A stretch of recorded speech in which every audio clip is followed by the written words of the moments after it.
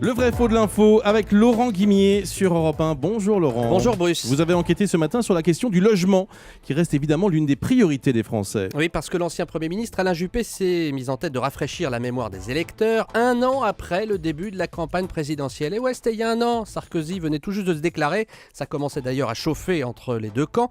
Il accuse le président Hollande d'avoir trahi une des promesses du candidat Hollande. Écoutez Alain Juppé.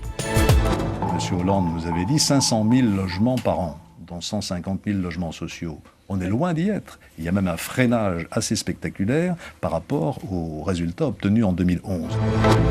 Alors d'après Alain Juppé, le candidat socialiste avait promis 500 000 logements construits par an. On en est loin selon lui. Vrai ou faux ?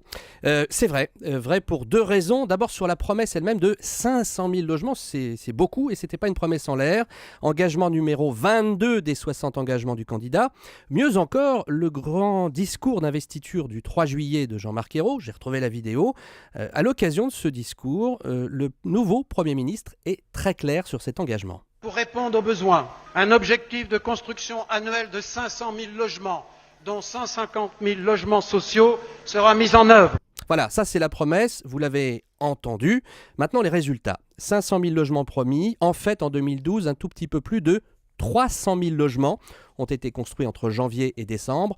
On est donc loin de l'objectif annoncé qui permettrait d'améliorer les choses pour les Français qui ont du mal à trouver un logement. Oui, mais attendez, François Hollande n'est président que depuis le début du mois de mai. Oui. Donc on ne peut pas lui mettre Ça. sur le dos le bilan de toute l'année 2012. Ça c'est vrai, Ouais. mais si je ne garde que les deux derniers trimestres de 2012, le chiffre en fait est pire. Au troisième trimestre, juillet, août, septembre, Ouais. les mises en chantier ont plongé de 17% entre juillet et décembre par rapport à ce qu'on avait observé en 2011.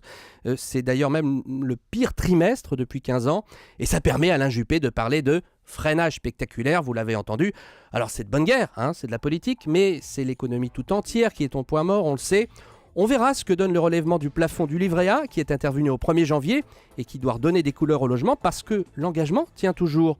Pour 2013, comme pour chaque année jusqu'à la fin du quinquennat, le gouvernement nous a promis 500 000 logements. Merci beaucoup Laurent Guimier.